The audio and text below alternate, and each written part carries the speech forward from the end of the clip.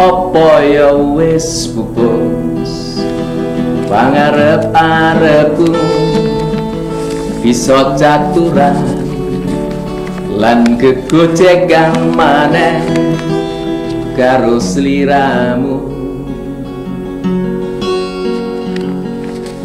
Pupus apa ya wis pupus pepengenanku bisa nerosake laku sinambi kegandengan tangan karo sliramu.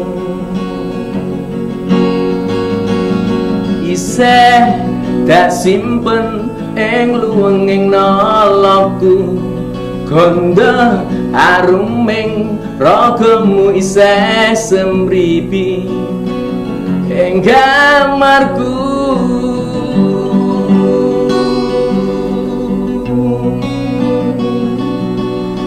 Apa ya wis pupus temenan impenku anggere ronce kahindahan ning ngaurip bebarengan karo sliramu.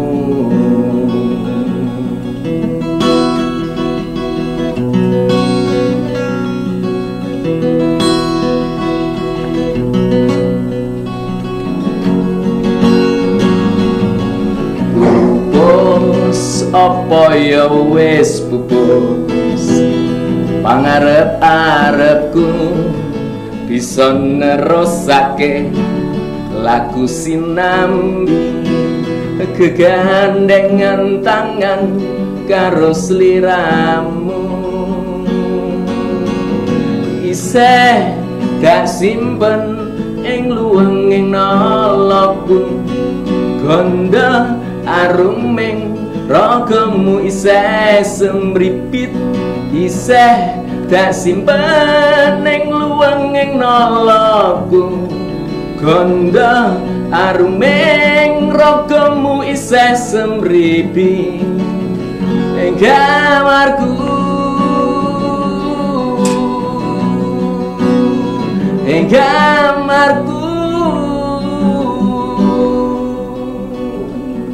pedhot sansaya peteng anglimuti wong wayangan uga sansaya ngada lan bakal sirna saka panyawanku lan bakal sirna saka panyawanku.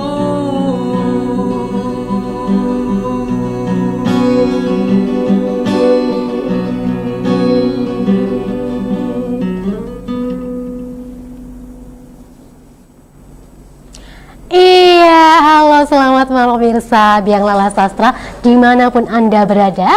Senang sekali saya Vivilia dapat kembali hadir menjumpai Anda dalam acara Biang Lala Sastra. Bersastra kita bahagia.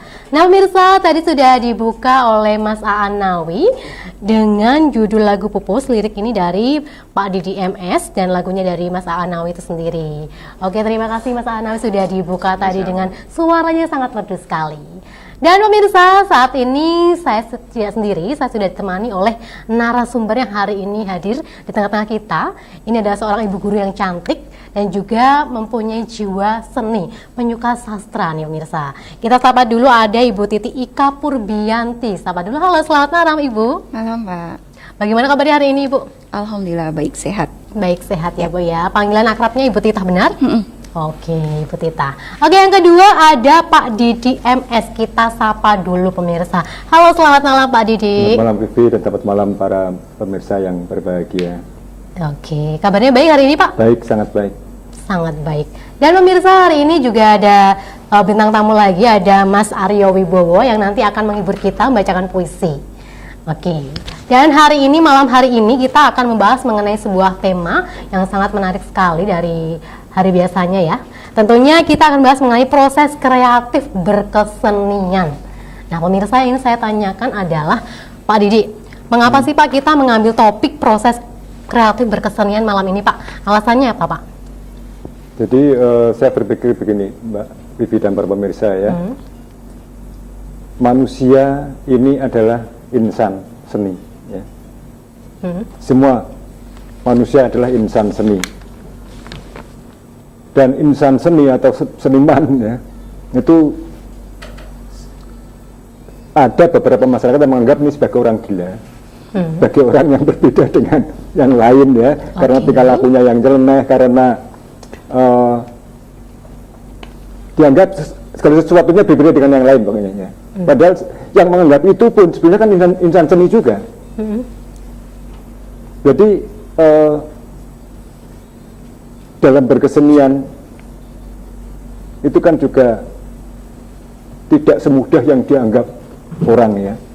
Berkesenian apapun ya, entah itu bermusik, melukis, atau yang sering disebut sekarang merupa ya. Jadi pelukis itu sering disebut dengan perupa, kemudian juga bersastra itu butuh proses ya, yang tidak secara tiba-tiba bisa dilakukan, baik itu yang oleh orang yang berbakat ataupun tidak ya.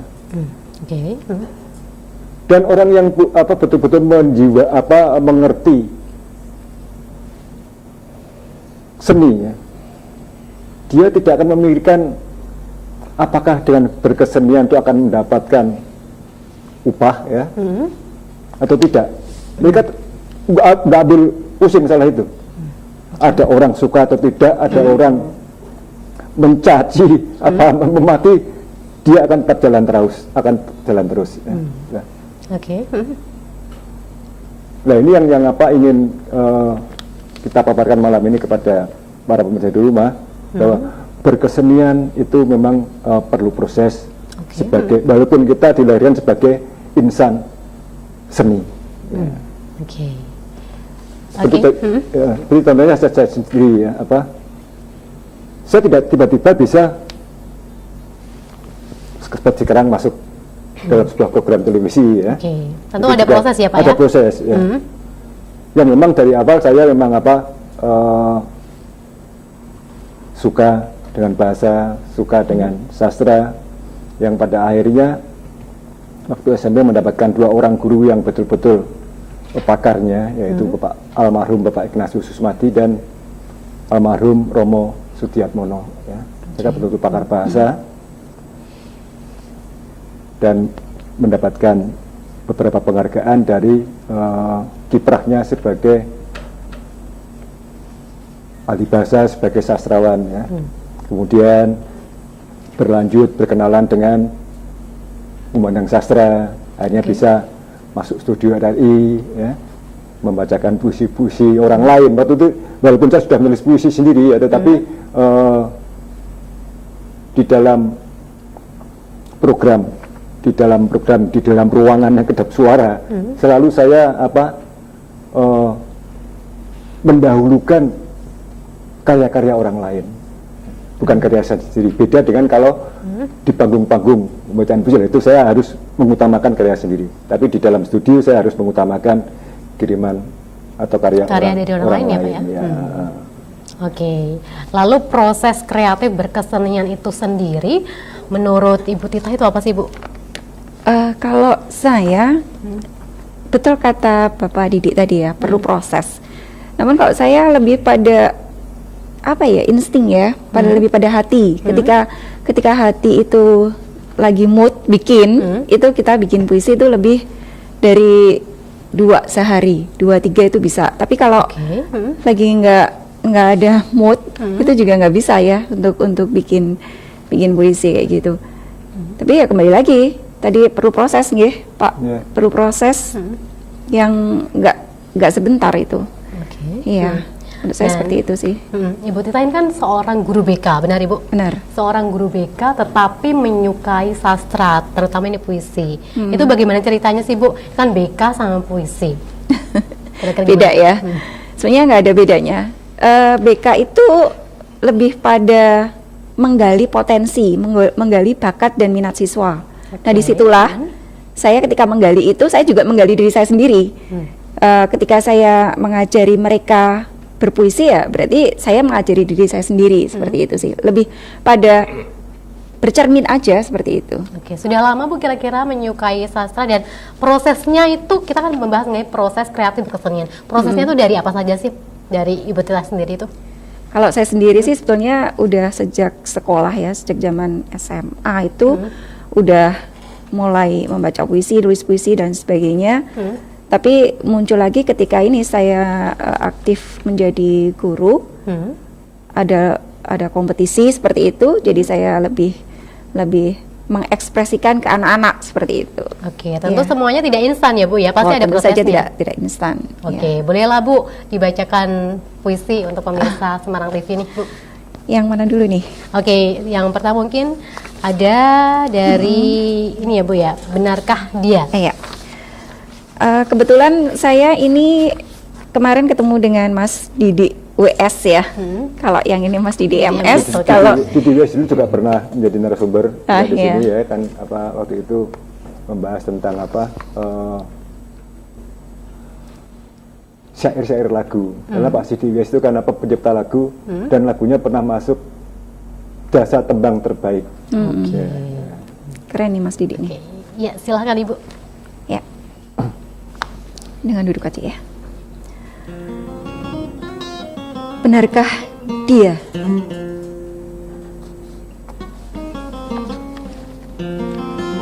Puing cahaya bertebaran, jatuh selapis,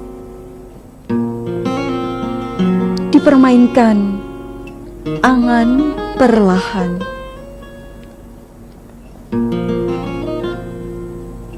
Terpagut kerlipnya, sontang aku terkesima. Ku pungut dan ku bawa berlari. Tuhan, benar inikah orangnya? Ya. Oke, luar biasa. Itu dari Mas Didi WS. Benarkah dia? Baru saja diberi nih saya. Benarkah Baru dia saja dari diberi. Mas Didi WS? WS, Ya, ya. oke. Dari puisi tersebut yang menurut Bu Tita pahami itu apa sih Bu isinya Bu? Bisa diceritakan? Kebetulan saya baru saja dikirim ya sama Mas Didi ini. Kalau menurut saya ini lebih pada dia penyair ini Mas Didi ini lebih pada menemukan sesuatu. Oke. Ya, menemukan sesuatu yang dia angankan, yang dia inginkan, dan merasa bener ini gitu loh. Oke. Tapi masih tetap harus ada tanda tanya gitu. Iya, Tapi kayaknya benar. yakin dan tidak yakin sih, antara yakin dan tidak yakin. dan tidak yakin benarkah dia gitu kan? Betul. Oke. Lalu Ibu bisa membaca puisi dengan sebagus itu tuh belajar dari mana sih Bu Tita sendiri Bu? Sama sekali saya tidak pernah belajar. Otodidak berarti Bu, ya? Otodidak, ya. Oke, luar biasa sekali. Oke, kita sambung lagi ke tema tadi. Pak Didi, apa saja sih Pak yang meliputi proses kreatif berkesenian itu Pak? Yang utama ya dia seseorang harus mengerti dulu apa bakat seni yang ada di dalam dirinya. Ya. Oke. Setelah itu baru harus berani melangkah setelah tahu. Karena ibaratnya begini, ingin menulis puisi, tapi hanya belajar teori saja ya. Tidak ada praktiknya ya Pak ya? Ya sia-sia. Atau ingin menulis, memikirkan teorinya dulu. Ini rimanya bagaimana, diksinya bagaimana, nanti berapa bait, berapa baris satu baitnya. Itu tidak akan pernah menulis. Oke. Kalau ingin menulis ya menulis saja sudah. Betul. Ya. Jadi seperti tadi juga Bu kita mengatakan ya, mendidik anak sebagai guru BK itu juga menggunakan seni juga, karena membimbing, memberi konseling kepada anak-anak itu kan tiap anak mempunyai karakter yang berbeda. Oke, karakter Dan masing-masing tentunya ya. dalam tanda kutip butuh seni yang berbeda untuk menangani anak peranak. Ya. Oke. Ya, itu seninya di situ ya. Hanya mungkin istilahnya beda ya. Istilahnya beda. Mungkin dalam pendidikan apa istilahnya itu? Seni mendidik itu. Ya lebih pada Istilah apa akademiknya apa? mendidik ya mendidik aja. Cuman memang kita ininya berbeda ya untuk proses penanganan siswa itu masing-masing siswa betul mempunyai karakter sendiri. Jadi bagaimana cara pendekatan kita pada siswa yang bermasalah atau yang mempunyai bakat dan minat tersebut memang harus berbeda penanganannya seperti itu. Oke. Kembali lagi ke tadi apa proses ya. Nah, setelah tadi apa saya sudah berani menulis ya. Berani nggak membacakannya sendiri. Oke. Tapi ada yang terbalik ya. Pengalaman yang beberapa orang yang bergabung dengan Kembang Sastra waktu itu ya. Ada yang awalnya hanya datang di studio, dia belum pernah menulis puisi ya. Hanya nonton, mendengarkan, motreti ya. Usianya sudah cukup lanjut. Setelah apa istilahnya saya mengetahui bagaimana cara apa mengatasi orang ini agar bisa mau membaca puisi. Saya sudah tahu caranya. Setelah dia berulang kali datang hanya menonton motret ya, akhirnya saya gini kan, Mas, besok lagi kalau datang hanya motretin dan mendengarkan, mendingan nggak usah datang. Oke. Datang harus baca puisi. Nah. Akhirnya besoknya lagi datang, Mas, aku rap moco, tapi suaraku pelu, kan dia habis kena serangan stroke ya. Saya katakan pelu tidak apa-apa. Mungkin dengan mau membaca puisi nanti pelunya akan sembuh. Oke. Bisa jadi ya Pak ya? Iya, dan ternyata betul. Pelunya bisa sembuh ya. Sembuh ya Pak ya? Karena apa? Karena kan apa? Orang yang berkesenian itu kan akan ada dalam tanda kutip akan ada rasa sukacita yang akan membuang racun-racun atau penyakit di dalam tubuh. Ya. Oke, akan Iya. termindset positif Iya, ya Pak itu ya? kan saraf-sarafnya akan bekerja ya. Untuk membuatnya lebih baik kan begitu. Oke. Ya. Dan sekarang dia mungkin namanya lebih melanglang Nusantara daripada saya. Ketika pada event dia datang ikuti, saya ikuti gitu ya. Oke, baik Pak Ya, Didi, ya. kita break sejenak karena usai jeda pariwara akan kita lanjutkan kembali. Baik pemirsa, jangan kemana-mana, tetap di Biang Lala Sastra. Bersastra kita bahagia.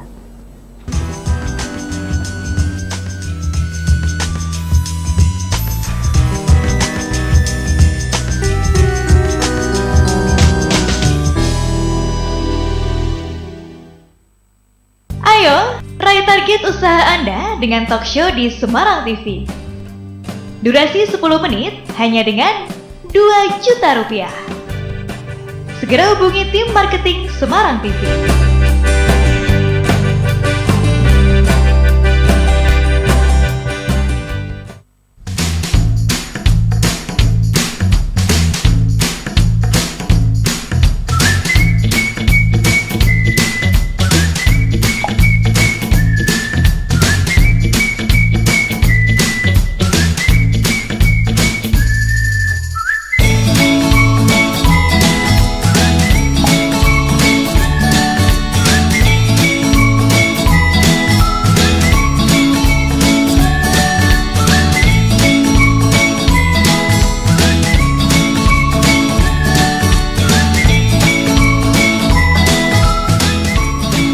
Jangan mudah percaya dengan sosial media.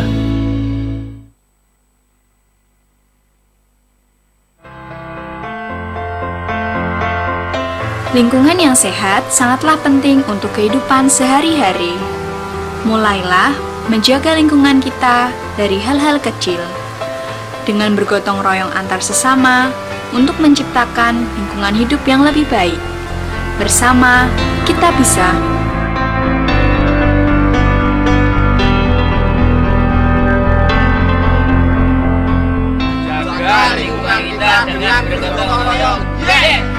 Budayakan bergotong royong untuk menjaga lingkungan.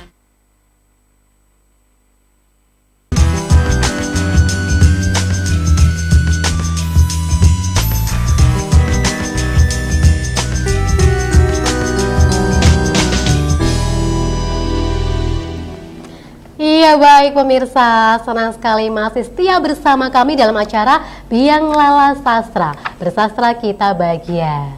Nah pemirsa, sebelum kita melanjutkan perbincangan bersama dengan dua narasumber kita hari ini, kita dengarkan dulu ada salah satu puisi yang akan dibacakan oleh Mas Aryo Wibowo yang berjudul Kangen dari W.S. Rendra.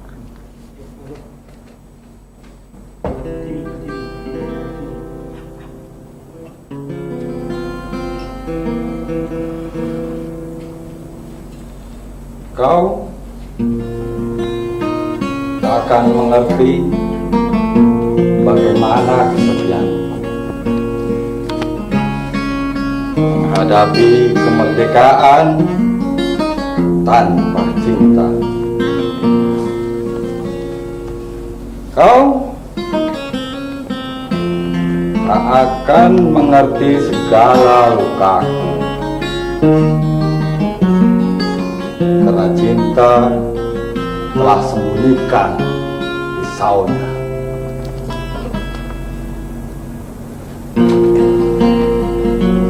Membayangkan wajahmu adalah siksa. Kesepian adalah ketakutan dan kelumpuhan.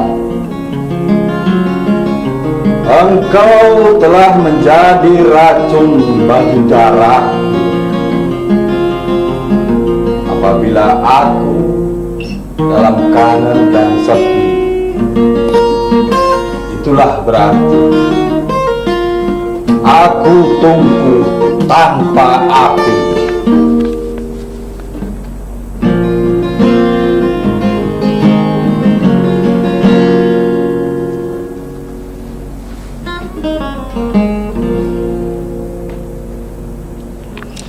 Oke, luar biasa sekali. Kangen W.S. Rendra yang dibacakan oleh Mas Aryo Wibowo. Oke, terima kasih Mas Aryo Wibowo. Kalau sudah dia ini menghibur. pengusaha kuliner. Oke, yang bersastra ya. Oke, pengusaha kuliner tapi suka bersastra ya. Oke, jadi bersastra itu tidak hanya milik para mereka yang jurusannya sastra saja ya, Pak, ya, tapi semuanya. Ya, oke. Kalau ngomong-ngomong boleh tahu kuliner apa nih? Saya sekarang di kuliner, saya kasih nama Cheese Dinner. Menunya ada beberapa menu sih, macam-macam. Awalnya di mana tuh Mas? Ada nasi ayam krim keju, plus salad sayur, keju plus sambal keju. Belum ada di Semarang, baru kali ini nih. Belum ada ya? Oke. Dan bolehlah nanti murah meriah. Murah meriah ya Pak ya. Bolehlah nanti saya dan kru dari Semarang TV nanti saya digratisin ya Mas ya. Oke. Oke pemirsa, kita kembali lagi ke topik kita pada malam hari ini yaitu proses kreatif berkesenian. Yang ingin saya tanyakan lagi, seni. Apakah berkesenian? Seni itu identik dengan kreatif, Pak Didi? Ya harus kreatif memang ya. Tanpa kreativitas bagaimana bisa berkesenian? Ya. Dan arsitek misalnya, itu kan juga seni juga. Jadi kalau seorang arsitek tidak punya kreativitas, tentu nanti rancangan bangunan ini tidak akan indah kan itu. Ya. Jadi tetap setiap orang harus punya kreativitas, termasuk di dalam berkesenian murni. Ya. Berkesenian murni dalam arti tadi yang ada musik, ada sastra, ada lukis, ada macam-macam ya. Tetapi sebetulnya dunia seni itu merambah semua lini. Ya. Tadi jadi guru, jadi dokter, bagaimana melayani pasien, bagaimana Mas Aryo sebagai pengusaha kuliner melayani pelanggan, itu kan seni juga. Ya. Apakah dalam setiap jiwa manusia, setiap insan itu ada jiwa atau titik seninya, Pak? Pasti ada. Pasti ada, hanya ada orang yang tidak tahu bahwa dirinya itu punya jiwa seni. Ada yang mengatakan, wah, aku nggak punya jiwa seni. Ya. Nah, ini kalau tanda kutip, kalau ada yang orang seperti itu, saya katakan, kalau orang tidak punya jiwa seni, mengapa tidak mati saja kan gitu. Kok bisa begitu Pak? Loh, kalau sudah punya jiwa seni ya, mereka tidak punya roh, tidak punya nyawa. Betul nggak, Bu? Betul. Ya. Dan berkesannya itu bisa apa saja ya Pak ya? Bisa apa saja. Ya. Termasuk perang itu juga butuh seni. Ya, Berbohong tapi itu juga seni ya, Pak? Istilahnya Berbohong juga seni ya? Kalau Berbohong juga seni. nggak punya seni, itu konangan terus. Bohongnya. Jadi perlu. Kita orang tadi berbohong, tidak akan konangan kalau berbohong. Oke, tentu saja berkesenian yang baik dong. Iya. Pak, ya. Iya. Oke, lalu menurut Bu Tita sendiri, apa saja sih Bu proses berkesenian itu yang kreatif itu yang bagaimana Bu? Yang pertama jelas punya jiwa seni tadi ya, Mbak ya, punya jiwa seni, Bukan punya, menyadari. Menyadari ya, iya betul. Semua punya. Menyadari bahwa kita tuh punya jiwa seni. Satu, yang kedua waktu yang jelas. Ketika ada waktu, kita gunakan untuk apa nih waktu? Itu juga kreativitas kan? Sama halnya ketika saya lagi malas nih untuk nulis puisi, saya lagi pengen bikin bunga, ya udah saya bikin bunga. Kemudian saya juga pembuat bunga juga sih sebetulnya. Seperti itu. Multi-talent ya Bu ya berarti ya? Karena saya nggak bisa diem gitu aja lah. Okay. Karena ketika kita berkreativitas itu otak kita kan apa ya, aura positifnya pasti keluar kayak gitu. Nah, jadi lebih ke kreativitasnya lebih ke situ sih, prosesnya lebih ke situ, lebih ke penyadaran diri bahwa kita punya jiwa seni tadi nggih Pak Didi. Kemudian ya ada waktu untuk berkreativitas, entah itu menulis puisi atau apapun itu yang jelas berkreasi. Kemudian yang selanjutnya pikiran harus positif. Pikiran harus positif ya Bu ya. Dan lagi apa? Dan berkesenian ini otak kiri kanan yang kerja semua. Betul. Ya. Oke, Lebih ke balance situ. ya Pak ya. Iya. Oke, biasanya Ibu Tita itu menulis puisi setiap hari atau bagaimana nih Bu? Nggak ada setiap hari. Jadi misal nih lagi mood bikin puisi, ya udah nulis aja, ngalir aja. Oke, mengalir kadang ya, Bu, ya? sehari 2-3 pernah, kadang sebulan enggak juga sering kayak gitu. Jadi ngalir aja sih sebetulnya. Dan lebih suka ke anak-anak. Jadi ini loh Bunda ada puisi, baca dong gitu. Oke. Jadi lebih ke situ. Ya, dengar-dengar nanti tanggal 22 Desember Hari Ibu, benar Ibu? Iya. Puisi Ibu Tita sendiri akan dibacakan ya Bu ya? Insya Allah nanti Di acara apa, Bu? tanggal 22-23 Desember nanti akan kita peringatan Hari Ibu di Food Court Centraland ya. Tanggal 22-nya itu kompetisi, ada kompetisi puisi juga, musikalisasi puisi. Nanti Insya Allah akan digawangi atau dijuri sama Pak Heru, sama Mas Didi juga nanti Insya Allah. Itu di tanggal 22-nya, di tanggal 23-nya ada Semarang Membasuh Kaki Ibu. Centraland apa Citraland? Centraland itu Kimangun Sarkoro. Oh, Kimangun Sarkoro. Hotel Haris, sebelahnya Hotel Haris. Nah, seperti itu. Itu di tanggal 23-nya kita ada teatrikal, teatrikal tentang puisi yang saya tulis. Itu judulnya Dalam Belayan Lembutmu, Peluk Aku Sebentar Saja. Oke, judulnya Gitu. sudah menyentuh loh itu pemirsa. Ya, insya Allah nanti banjir air mata. Dan itu diikuti oleh siapa Bu? Pesertanya Bu? Kalau peserta untuk Semarang Membasuh Kaki Ibu itu seluruh ibu-ibu organisasi di Semarang. Jadi semua Organisasi perempuan gitu. iya, semua organisasi perempuan yang ada di Semarang kita mintai tolong ya untuk mengirimkan anggotanya ke Semarang Membasuh Kaki Ibu tersebut. Oke. Ya, jadi ada meliputi Dharma Pertiwi, Dharma Wanita, Persit, Bayangkari, istri dokter, istri jaksa dan lain sebagainya. Insya Allah semuanya nanti akan 200 peserta Insya Allah. Jadi 200 peserta ibu dan 200 peserta anak. Oke, 200 Jadi yang ibu dan yang mencucikan anak nanti. Nah, itu jadi 200 ibu dan 200 anak. Insya Allah. 2 hari. 2 hari. Kalau betul 200 saya rasa waktunya kurang itu 200. Kita coba saja Pak. Oke. Iya, betul itu. Gak apa-apa aja mencoba. Dan semoga sukses acaranya. Ya, Amin, nanti. insya Allah. Oke. Dan saya ikut nantilah, ikut Siap. melihat gitu kan. Iya, menyemarakan sekalian di ya, sana. untuk Oke. support ya. Oke, mensupport di sana. Oke, baik. Bu Tita dan juga Pak Didi, kita bersina, kita coba dengarkan ada lagu Tercurah yang berjudul Tercurah. Ini lirik dari Pak Didi WS dan lagu ini akan dinyanyikan oleh Mas Aan Nawi. Oke.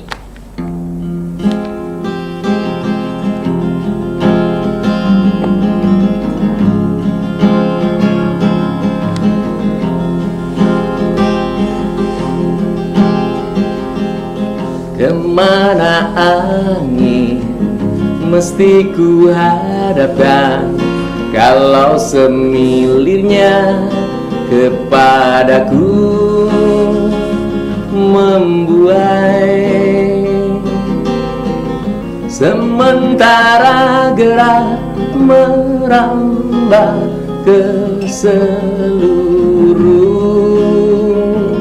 arah.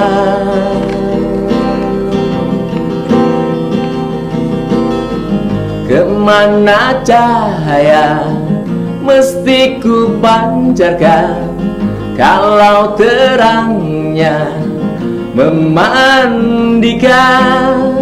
Kemana cahaya mesti ku pancarkan kalau terangnya memandikan. Sementara gelap menyergap.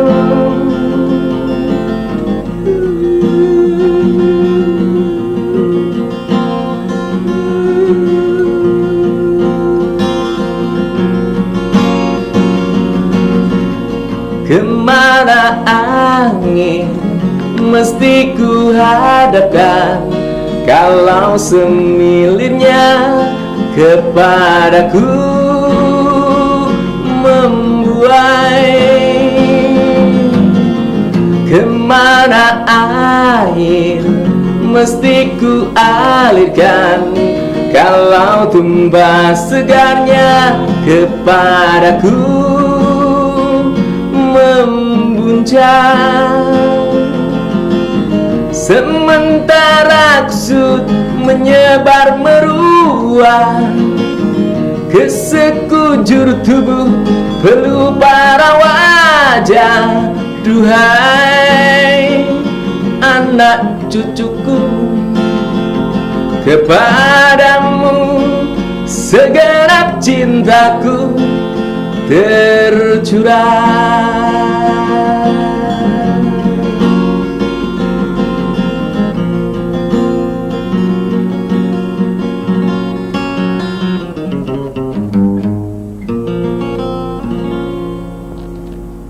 Oke, tercurah yang dinyanyikan oleh Mas Aan Nawi.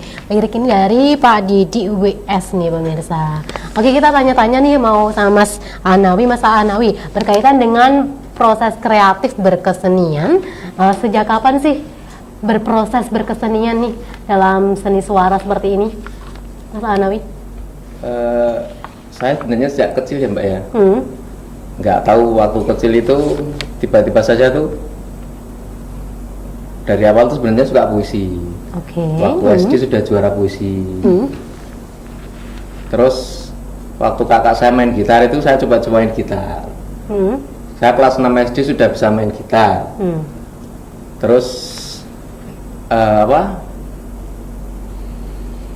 tiba-tiba saja ya sampai SMP itu saya pernah pernah jengkel kan, nggak bisa sekolah. Saya jadi lingkungan, ikut-ikutan ngamen.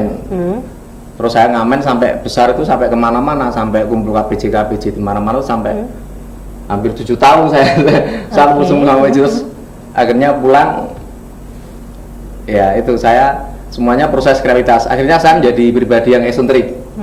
Apalagi saya menyukai musik balada, terutama balada. Yang paling utama Iwan Fals. Akhirnya saya dulu waktu muda saya ikut ke Taman Polas, rambutnya gondrong, kumisnya tebal gitu, eksentrik. Tapi proses kreativitas berseni itu seperti yang dikatakan Pak Didi. Kalau orang yang punya jiwa seni benar-benar berseni, dia tuh nggak memandang finansial, nggak mengutamakan finansial. Jadi bagaimana dia memperjuangkan seni itu agar bisa berkembang. Jadi semisal saya seorang pelukis, saya melukis dari diajak teman melukis lukisan, lukisan saya payu, tapi laku, tapi hanya untuk disumbangkan, misal itu ya, hanya untuk sumbangan. Ini untuk yayasan, untuk bencana, kayak saya harus ikhlas gitu. Berapapun saya mengeluarkan modal untuk lukisan saya harus ikhlas gitu. Samanya begini aja lah. apa kita tampil di sana, di sini, sana sini hanya untuk mengembangkan seni saja, kita harus legowo. Karena kalau kita mengutamakan finansial, nggak akan sampai ke sana, seni itu nggak akan naik gitu.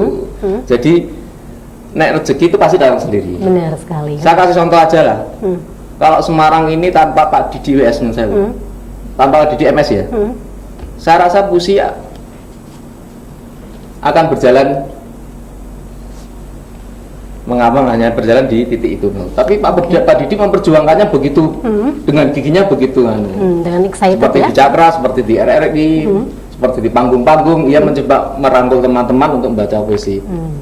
Dengan catatan meskipun tadi tanpa royalti. Ya. Tapi aku yakin kalau teman-teman yang diajak Pak Didi itu punya jiwa seni yang benar-benar seni, proses kreatif seni, pasti berangkat itu saja. Oke. Matur nuwun. Tanpa royalti ya Pak ya. Oke, terima kasih Mas Hanawi, luar biasa sekali, sukses selalu ya Mas Hanawi ya. Oke, pemirsa, itulah tadi dari Mas Hanawi. Ini kita lanjutkan kembali mengenai proses kreatif berkesenian. Langkah apa saja sih yang harus dipersiapkan ini Pak Didi untuk membuat proses kreatif berkesenian, Pak? Jadi di Muka sudah saya mengatakan, jadi harus mempunyai keyakinan dulu bahwa dia itu insan seni, ya, harus menyadari, ya. Kemudian berani melangkah. Oke. Ya, itu titik awal yang akhirnya saya yakin akan tidak ada yang melangkah, mungkin malah bisa berlari maraton. Ya. Kalau betul-betul mau menjalinnya dengan benar. Tapi tadi Nawi mengatakan bahwa keguritan saya dibuat lagu, dia nggak minta izin saya, bisa nggak masalah, ya. Karena memang kita sama-sama berkesenian dalam ranah yang berbeda, ya. Saya bisa buat lirik, dia bisa buat lagu kan, gitu. Dan caranya itu bukan hanya milik saya saja, milik beberapa teman diambil, setelah jadi baru dia ngomong, betul Mas Ali. Baru dia ngomong, puisi musa dari lagu ya, gitu. Tapi perasaan Mbak Didi senang nggak ketika puisinya atau tentu senang ya. Tapi hanya tadi saya koreksi omongannya Nawi, tanpa saya Semarang sepi tadi, enggak juga lah ya. Itu benar loh Pak. Saya bukan orang seperti itu. Oke. Hanya memang di dalam dunia kesenian dibutuhkan orang-orang yang punya dedikasi, ya. Harus ada orang yang berjiwa militan. Ya. Tanpa militansi tidak mungkin kesenian itu akan maju, terutama dalam dunia komunitas ya. Kalau sebuah komunitas anggotanya tidak punya militansi, saya yakin akan bubar. Oke. Dan salah satu orang yang berdedikasi tinggi dalam dunia puisi seni ini adalah Pak Didi nih. Ya, salah satu, tapi bukan super, bukan. Oke. Karena memang tanpa Pak Didi mungkin akan stagnan dalam titik itu nih Pak, puisinya. Oke, ada tambahan lagi Pak mengenai langkah yang harus dipersiapkan dalam proses kreatif berkesenian? Ya terus kalau orang yang betul-betul menyadari jiwa seninya ya, dia tidak seperti tadi Bodita ya, tidak akan punya target. Kalau nulis puisi harus sehari harus sekian, seminggu harus sekian. Kalau nggak ada ide dipaksakan, ya nggak jadi. Ya. Terus juga dengan pelukis, sebulan baru satu lukisan. Itu kalau orang yang betul-betul punya nggak mau tidak terus. Kadang satu lukisan bisa digarap 2 tahun baru jadi. Jadi yang dia punya pikiran, punya tema mau melukis ini, tiba-tiba mandek ya berhenti dulu. Dia garap yang tema lain lagi, yang tema dulu yang bisa diselesaikan kan gitu. Jadi tidak ada pemaksaan dalam berkreativitas. Coba dari diri sendiri ya. Makanya kenapa kadang-kadang grup pemusik ya, itu kan mereka dikontrak oleh perusahaan rekaman ya, harus target sekian dalam waktu sekian harus sekian album. Itu saya rasa kalau dia tidak punya tidak punya mood, tidak punya inspirasi, akan ambiar lagu itu, nggak akan laku. Iya. Oke, ada tambahan dari Ibu Tita sendiri mengenai langkah apa saja harus dipersiapkan Ibu untuk proses kreatif berkesenian menurut Ibu sendiri? Ya itu tadi, untuk mempersiapkannya ya jelas pada kreativitas itu kalau menurut saya ya Mbak ya, lebih pada ini loh, saya ada ide, keluarkan. Betul kata Pak Didik, ada ide keluarkan, langsung jret, selesai. Tapi ketika enggak bisa. Jadi kita untuk mempersiapkan apa yang harus kita persiapkan sih? Saya rasa nggak ada, hanya niat ide. ya pasti ya. Niat, ide kayak gitu. Kalau nggak ada ya nggak bisa lah. Gitu. Oke, kalau nggak ada nggak bisa. Tentunya yang satu memang harus niat juga ya itu ya. Dan waktu ya jelas itu. Oke, waktu niat. Oke. Dan juga ide tadi ya Ibu ya. Oke, baik Bu Tita dan juga Pak Didi, kita beri sejenak karena usai jeda pariwara akan kita lanjutkan kembali perbincangan kita. Jadi jangan kemana-mana pemirsa, tetap di Biang Lala Sastra. Bersastra kita bahagia.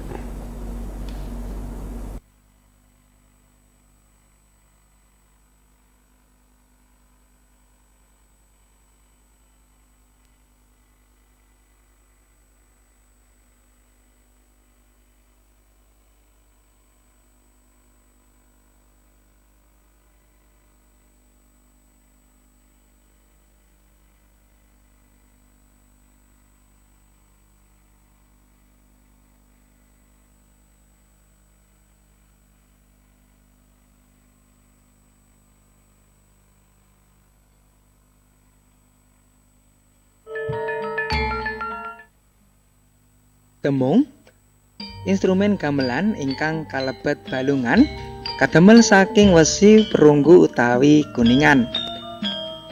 Instrumen menika awujud wilahan utawi lembaran logam ingkang kapontho saking 6 utawi 7 wilahan nada ingkang tinumpang dhateng rangka kajeng, fungsinipun ugi dados resonansi. Padatan setunggal perangkat gamelan nggadhahi kalih jinis. Kalih jinis menika nuninggih pelok lan slendro. Cara ngungelaken temung mesami kados saron. Nuninggih kanthi cara dipun tuthuk ngginakaken pirantos tabuh awujud kados palu. Ngungelakenipun jumbuh kaliyan nada, nuninggih nada ingkang imbang. Ngungelaken temung ngantos antawis temung setunggal lan temung kalih satemah ngasilaken paduning nada ingkang benten-benten rati kathah ananging ginakaken pola ingkang sampun dipun tentokaken. Temung ngasilaken nada ingkang oktavipun paling andhap tinimbang Durasi 10 menit hanya dengan Rp2 juta. Segera hubungi tim marketing Semarang TV.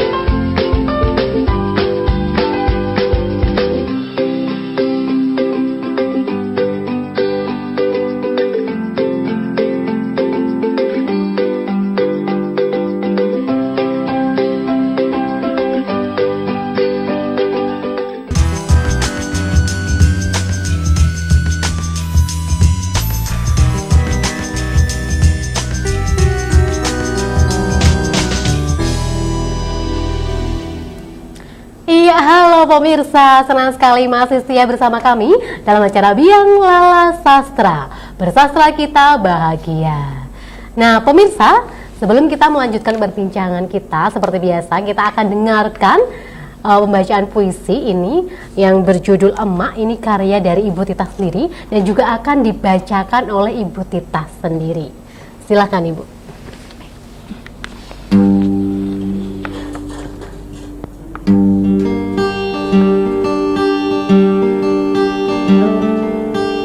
Nak,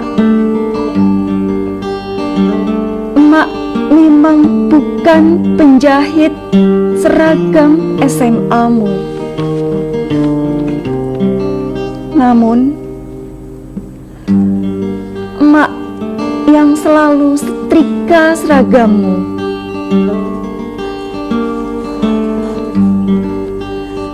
Emak memang tak sepandai gurumu di sekolah. Namun, emaklah guru pertamamu. Emak memang tidak secantik bidadari di surga. Namun, surgamu ada di telapak kaki emak.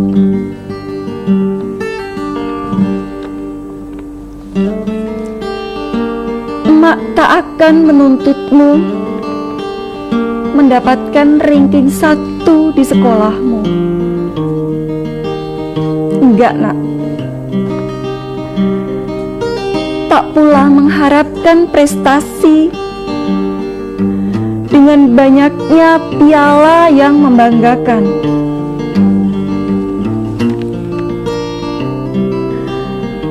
Emak hanya bermimpi kelak engkau bisa mengambilkan segelas air putih ketika emak haus. Kau dapat suapi emak ketika emak kelaparan. Dan kau bisa menuntun emak di saat emak ingin berjalan.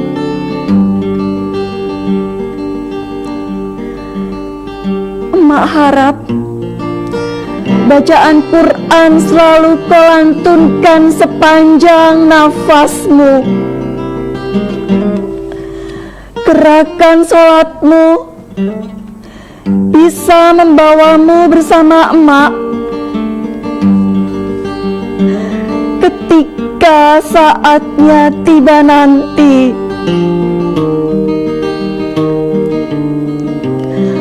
Emak berharap senyummu selalu mengembang ketika menuntun bacaan syahadat. Saat emak merintih hingga tiba waktunya nanti.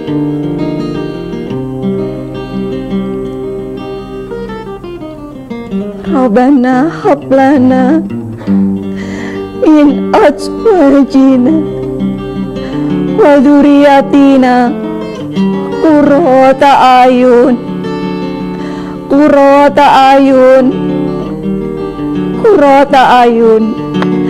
waj'alna lil muttaqina imama. Oke, luar biasa sekali Bu Tita. Ibu Tita menciptakan puisi emak ini kapan sih, Bu? Itu saat saya setrika seragam sekolah anak saya, Mbak. Terus terinspirasi. Terinspirasi. Jadi waktu itu malam ya, hari Minggu malam itu. Waktu anak saya masih kelas 1 SMA, sekarang udah kelas 3 SMA. Itu saya berarti udah 2 tahun lebih ya. Itu saya setrika, kemudian nggak tahu, iseng aja Mbak, mungkin emak-emak ala ya. Mama zaman now ketika setrika foto gitu Mbak. Ketika setrika itu OSIS itu sekitar foto gitu. Terus ketika saya buka-buka HP, kok ada seragam ini, ya udah, terus ada muncul ide kayak gitu, muncul. Ya memang sih yang jahit seragam bukan saya, tapi saya selalu setrika kayak gitu. Saya memang nggak sepandai guru dia di sekolah karena saya ya hanya seorang guru BK di SMP seperti itu. seperti itu. Idenya hanya simple gitu aja sih. Idenya bisa datang dari apa saja ya Bu ya, kapan saja tuh.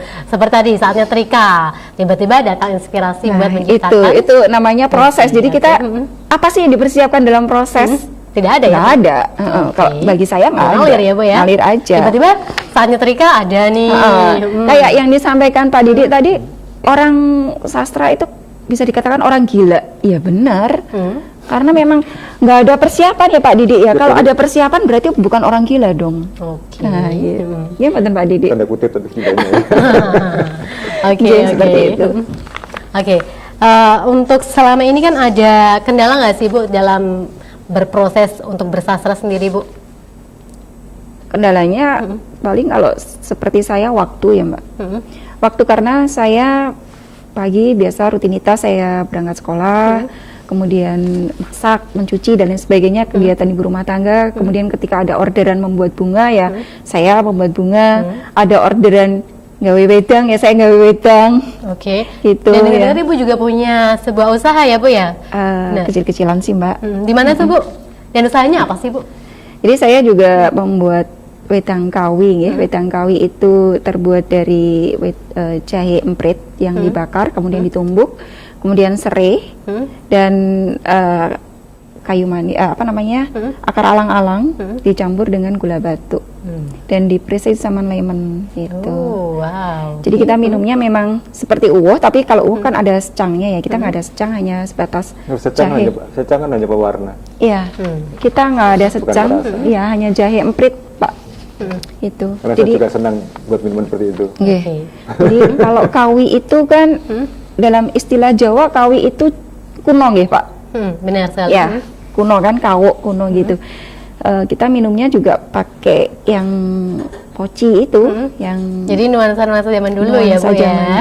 Oke, bolehlah kapan-kapan saya nyoba Bu. Boleh, silahkan. Pinara.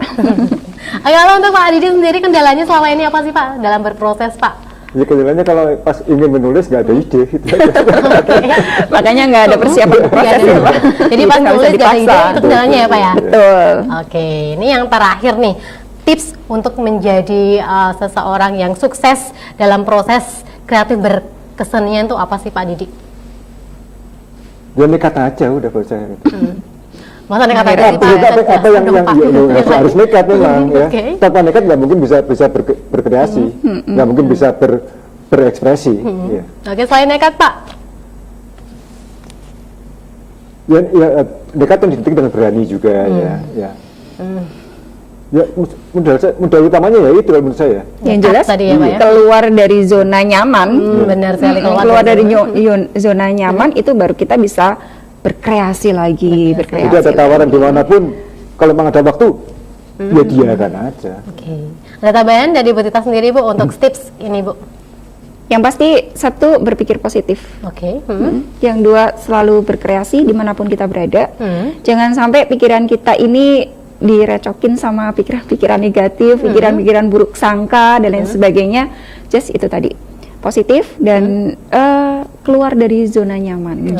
Zona nyaman itu kalau menurut saya kan, aku udah pulang kerja nih, tidur nyaman kan, tidur. Nah di situ kadang dalam tidur itu kita bisa kok untuk mengembangkan kreativitas ide. Oh iya, aku tadi ngapain ya gitu. Kembali lagi ke jiwa kita. Kalau kita memang ingin berkreativitas ya, oke, ayo dimanapun kita be creative all the time lah. Yang penting keluar dari zona nyaman ya Bu ya. Oke, itu ada lagunya lah Bu nanti Bu. Oh gitu ya. Oke, baik Bu Tita dan juga Pak Didi, senang sekali sudah bergabung bersama kami Bu Tita. Jangan kapok ya Bu ya. Terima kasih Pak Didi, semoga ini bisa bermanfaat untuk pemirsa yang ada di rumah. Dan pemirsa, itulah tadi bahasan kita mengenai proses kreatif berkesenian bersama Ibu Tita dan juga Pak Didi. Saya Vivilia pamit undur diri, namun sebelumnya kita dengarkan dulu ada sebuah lagu yang akan dibawakan oleh Mas Aan Nawi yang berjudul Desa Satu.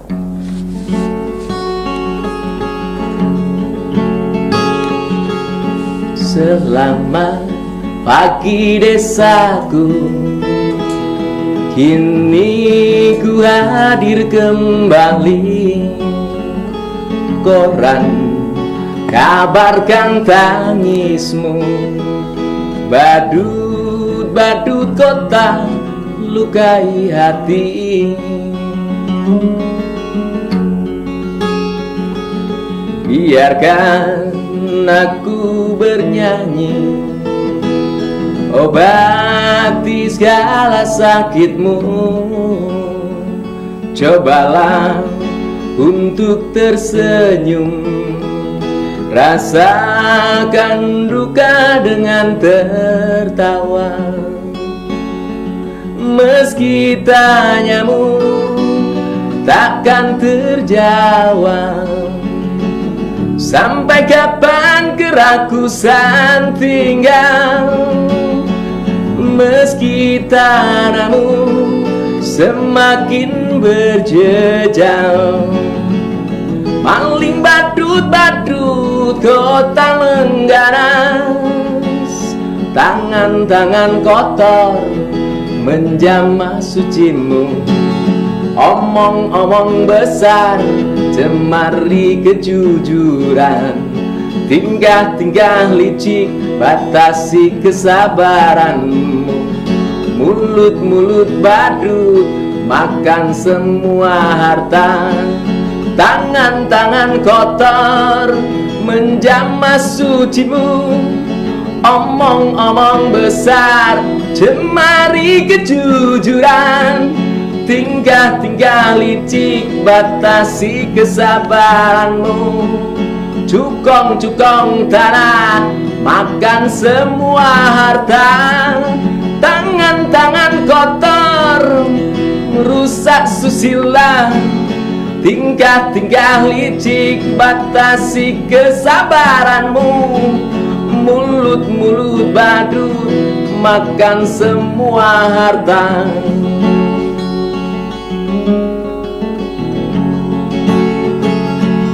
Biarkan aku bernyanyi. Terima kasih Bu.